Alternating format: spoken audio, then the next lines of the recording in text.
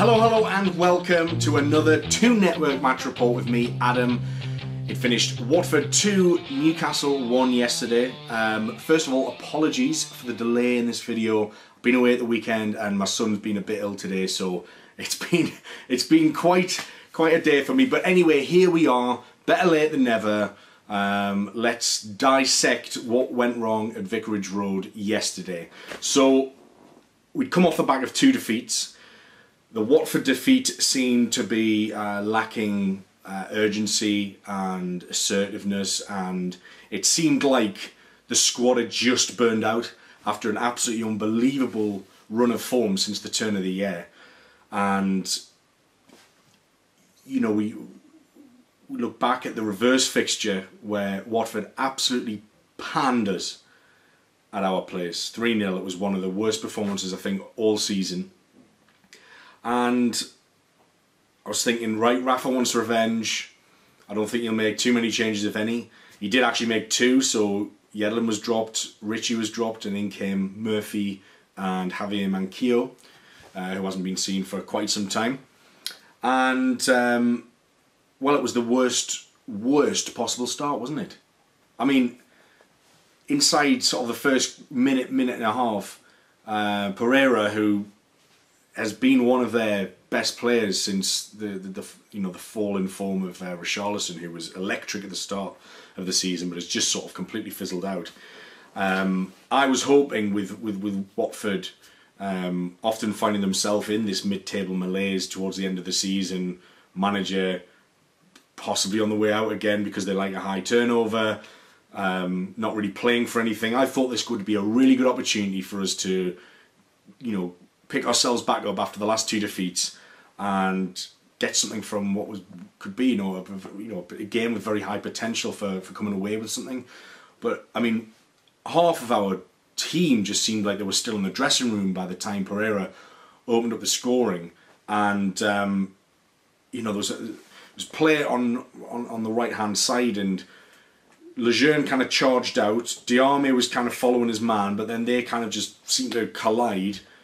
They're just organisation. They just caught us off guard, completely flat-footed. The ball bobbled through to the box. Dummett hasn't really expected it, so Dummett sort of unwittingly played it across the box to Decore. He's then raced in to try and tackle Decore or charge down his shot. Decore, absolutely superb thinking to be able to spot Pereira in the corner of his eye, dupes the whole defence. And there's Pereira, who again just slotted across Dubravka to the far corner. It was a really smart, tidy opening goal from Watford. You've got to give them props for that. And we were just, it was a few individual errors. It was, Dummett didn't do great to just unwittingly pass it across. I don't know what Diarmi was doing. I don't know why Lejeune charged out, possibly because Diarmi was sort of behind his man, wasn't goal side. I mean, I don't know where Manquillo was for the finish, for example. So there was early warning signs there, and we got punished immediately. And you'd think, right, there's the rocket up the arse that we need. I mean, it reminded me of kind of, we didn't used to be able to play under Pardew until we'd gone 1 down, and suddenly we sort of had to pick back up again. And this, like, we just hadn't woken up. We were sleepwalking, and then they got through again, and Dubravka's had to come out and make himself big, and he's made a save from point blank range, and that could have been like 2-0 very, very quickly. And you're thinking, Christ, they're all over us here. We were losing the midfield battle, and Diarmi really wasn't having the best of afternoons. Because he was then dispossessed very easily by Etienne Capoue, who's been a pretty shrewd signing for Watford last couple of for his performances the last couple of seasons, and he sort of brings it forward, and the ball is eventually played through to Gray, who scored against us at St James's Park.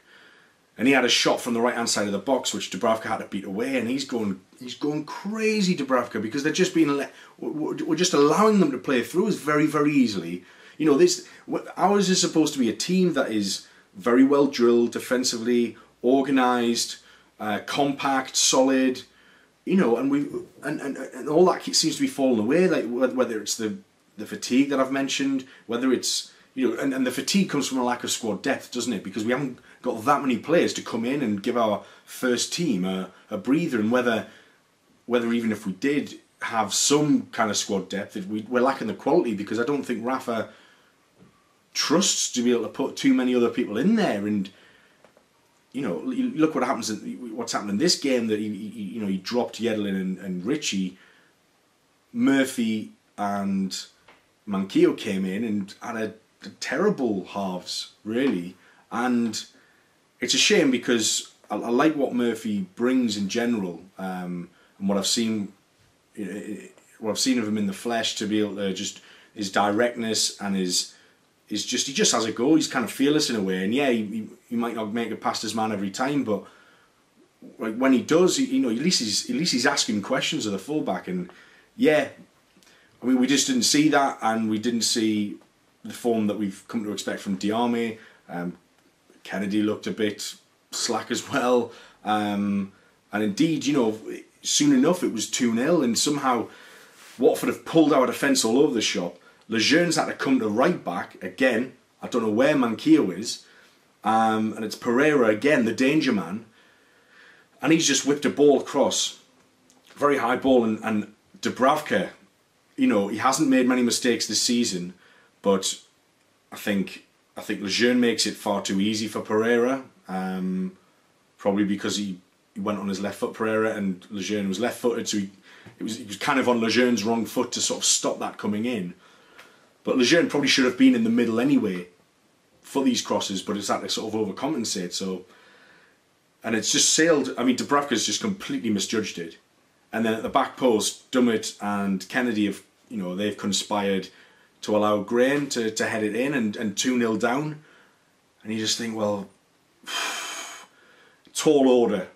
Given how we've played the last two games, how we started this game, it's a really, really tall order to come back and get anything from this game. So the second, that was the second goal was after, under half an hour. So it's just the worst possible start, and it basically continued from the last two games, and it also continued from when they smashed us at St James's Park as well. And we just didn't seem like we wanted it. And again, like West Brom, it was just a complete continuation of that. Like the other team, there was no intensity going forward. This high pressing that's been really beneficial for us and works for us. We just haven't brought it. And you can't. Raf would be absolutely furious, and he would have given them a right rocket at half time, because from after the sort of hour mark, we really started to buck our ideas up a bit. But it was that man again. It was on the 55th minute, and Shelvey, who was starting to get a bit of joy second half, just kind of being able to control the game like he hasn't been able to do the last couple of games. Spray some long balls around, try to make things happen, be positive. He's found Manquillo, who Manquillo is reasonable going forward, but I just worry for him on the ball when he's in defence, and if we're against a team that likes to press high and likes to put players under a lot of pressure, I just get scared when Manquillo's got the ball, because I don't feel like he can protect the ball as he should as a defender, as a fullback. I think he gets bundled off the ball easily. I don't think he's got the physicality, and his positioning, as I mentioned before, is questionable, which leads to mistakes, which leads to other players being pulled out of position. I think that's possibly what happened for the second goal. But Shelvey sprayed it across to the right wing, and Manquillo started bombing forward, and he's played an absolutely, to his credit, an absolutely fantastic deep cross. And it's the man in form, Jose Perez, who's just the technique, just to steer that in with the outside of he just stretched his leg out and stabbed it, and it just dribbled perfectly in the corner. I mean, keeper's flat-footed, he can't move for it. Pretty much as flat-footed as Dubravka was for their opener, in fairness. But that's, Perez is a player that has performed well away from home this season. by and large, and it gave us a lifeline, and suddenly we looked like an absolutely different team. And Shelvey again, and by this point Richie had come on for Murphy, who hadn't impressed. Yedlin had come on for Manquillo, and we did just look a different side. And you know, Richie getting a cross in on the right hand side and looking for Perez, and you know, Mariappa's headed it, you know, panicked and headed it quite forcefully towards the keeper, which that could have easily been a huge mistake by the Watford defence. But again, it's what we weren't doing in the first half, is asking questions. And it was a Shelvey corner that led to another, you know, another impudent Perez flick around the near post, and it hit the post, and it ended up hitting the post and going out. And you just think, we're knocking on the door here, we really are. And again, pushing and pushing and pushing, and you know, Marino's come on for Diame, who was disappointing. I think it's Richie who squares a ball, and Marino's sort of arriving late, and you know, Mariappa, I don't know how he stopped it. He stuck out a foot, and you know, it's almost like from 8 yards out. And you could argue, well, Marino should be absolutely burying that from there. But I think, you know, I think the technique on it looked like it was, you know, if Mariappa hadn't got that foot in the way, that smash past the goalkeeper, he will not have time to react to that. And I think that was very unlucky. And suddenly, you know, that could have been a great lift in confidence for Mikel Merino, a player who has been largely absent through presumably injury worries, and the fact that Diame and Shelvey have performed so well since December. But it wasn't to be, and Watford just pulled out a performance on us. I mean, I've not even mentioned the penalty. God, I forgot that in the first half. So again, you know, just another example of how porous we were, and just how uncharacteristically Newcastle we were under Rafa Benitez in the first half. So again, ball getting played towards Gray down that right hand side of the penalty box, and Dummett he does that. Well, look, let's take it back. So when Dummett first started getting in the first team a few years ago, I mean, it used to be like in the relegation season and, you know, start of the championship season, it used to be that Paul Dummett would get absolutely rinsed by a winger at least once every game. And, you know, I believe that, and at the time I believed that he was probably truly more of a centre-back than a left-back, and didn't have that pace to be able to sort of, you know, turn and run with the winger, which is why he was getting caught out and he'd absolutely get rinsed by his wingers. However, during the championship, he developed a lot. And in the Premier League this season, I've noticed in particular that when you don't have Yedlin's pace, which not many people do, when you don't have that pace, he's compensated by being more tactically savvy, and Rafa would have been drilling this into him. And Dummett, his positioning this season has been so good, so much better, which means that he doesn't ever have to make those challenges where he's sort of like almost a yard behind the winger, and he gets himself in front of the... So the timing of his tacklings has improved, and his positioning has improved. And what he did here was it was this timing of the tackling that he has definitely developed over the last couple of seasons. And there was sort of very little coming together, and he's gone down early, but he's been quite controlled them and just tried to hook the ball away. And as much as he sort of missed the ball, but I still don't feel that he got enough of Andre Gray to warrant a penalty. And Andre Gray went down, possibly a bit speculatively looking for it. It was the linesman that was flagging. I don't remember the Watford players being, you know, protesting too hard about it. It was more just to sort of, we'll have a go and see if... And the linesman's flagged, and he's given a penalty, and I think that's a really soft one for me. I mean, I think that's...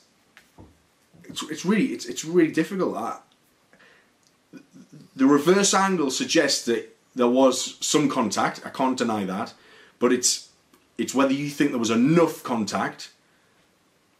It's tough, but I think that was quite harsh. However, we've got Martin Dubravka in goal, and he's mint, and Troy Deeney stepped up and he saved it. Absolutely amazing save, but it was the reaction to get the second one from Dubravka that was so mightily impressive. And Deeney was foiled with each foot and couldn't get it past Dubravka. And it was absolutely amazing. It's a shame that then didn't lead to us getting an equaliser, which I thought we were probably worth in the second half. But it was just this. You can't give teams that many opportunities to go ahead. You know, and their expected goals was close to 3. And ours was under 1, so you know, we had one shot on target in the whole game, and it was the shot that we scored with. Whereas if you look at their stats, they had 11 shots and 8 were on target. So they asked more questions of Dubravka, and they succeeded. And you know, the fans have had a really nice day, and we've had another frustrating day. And now Newcastle are looking in a situation where we could easily lose the last 5 games of the season. 3 on the bounce. It feels like... And look, don't get us wrong, I'd so much prefer to be losing these games knowing that we're mathematically safe, which we are. And we have been for a couple of weeks. And we've been effectively safe for a bit longer as well. So I think what's being outlined is our lack of squad depth and quality in squad depth, that we can't rotate. Losing Slimani through suspension, that's cost us a bit, because it's reduced the amount of options that we have to bring off the bench. And I just think there's burnout, and I think the intensity has just dropped. And Rafa would be fuming. This is different to if it was under Carver, under Pardew, because they would just be allowing it to happen. Rafa would be going absolutely bananas in the dressing room, which he would have done at half-time, which is why we saw the spike, and the performance vastly improved in the second half. But it's just not good enough. It was already, you know, Rafa said himself after the game that essentially the game was lost in the first half. So we've got a huge game at Wembley on Wednesday. Spurs are going to want revenge for, you know, they lost against West Brom last minute. Amazing. I still can't believe West Brom aren't mathematically down yet. It's crazy. They've done spectacularly under Darren Moore. He's very, very likeable. He's come in, got a job done, and he's absolutely smashed Pardew at the park, which is hilarious for all, I can assure you. So we've got a huge game against Spurs. I think it'll be very tough to get anything out of that game. I really do. We're going to have to really pick ourselves up. But I just think they'll have too much quality. I think it might be a 2-0. But it's the home game against Chelsea, and they've won today. So they'll be really pushing for Champions League place, you know. They'll still have something to play for, which is going to be tough. But you know, we've beaten big teams at St James's Park this season. We've beaten Man United, we've beaten Arsenal. There's no reason why a bounce in St James's Park on the last game of the season to celebrate, and it should be a celebration because of what we've achieved this season. And yeah, you know, let's have a look at this. You know, looking at the table, we're still in 10th. We're still in the top half on 41 points. But we've got Crystal Palace, Bournemouth and Watford all below us on 41 points. You've got Brighton on 40 points, and they've also played only 36, so they've got 2 games in hand on us as well. So, given what we're playing Spurs and Chelsea, I'll be very surprised if we end up in 10th. But as Rafa says, it sort of doesn't matter.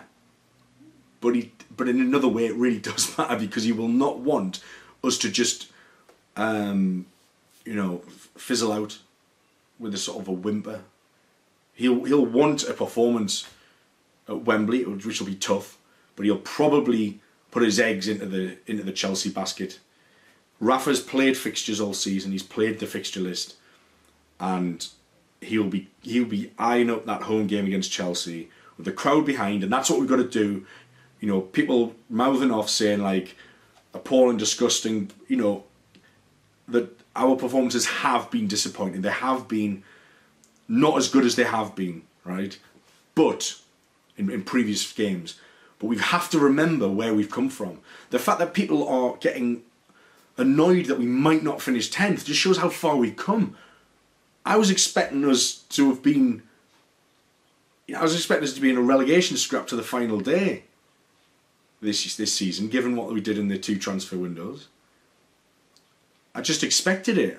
You know, we're not. The fact that people are bothered, that people might be disappointed that we finish 11th or 12th is insane. It's just stupid. We've done really well this season. We have to be positive, and we have to thank Rafa, like on the Chelsea match, for the job he's done, and the players as well. They've performed a job bigger than the sum of its parts. We have very little squad depth. We need heavy investment, and again another defeat plays into Rafa's hands this summer, because it's more leverage that he can go to the board and say, I can only do so much. There's only so far my miracle working can take us, because it's no coincidence that we've just completely bombed as soon as we're safe. It happens to a lot of clubs. It shouldn't be happening to a Rafa Benitez club, because he won't let them fizzle out. But maybe he's just completely run them into the ground because he hasn't had any other choice to get the fixtures, to get the results that he knows that we needed to stay up and survive. So he's already done his job. I think Spurs is a free pass, because it's Spurs. They're one of the best teams in the league. At home, they're just a very, very good football team. But I think Chelsea is where we can really just nothing to lose, fearless, go out there and hopefully come back with something. I'll leave it there. Thanks very, very much for watching again. Please comment below. Again, apologies for the delay in the video, but it's a bank holiday, so you have an extra day tomorrow to browse the channel and or download the podcast if you prefer to do that on SoundCloud and iTunes. Tell all your friends, and please share, and if you haven't already subscribed, please hit the subscribe button down there, because I absolutely love doing these videos, and it's all about having an audience like you to support me, so I really appreciate that. Very close to the end of the season, but we've still got a lot of football to play yet. We've still got 2 huge games, which of course you'll be getting match reports for that. So please subscribe if you want to be notified about that first. I've been Adam of the Toon Network. Thanks very much. Enjoy the rest of your bank holiday. I've been Adam. Bye-zy-bye.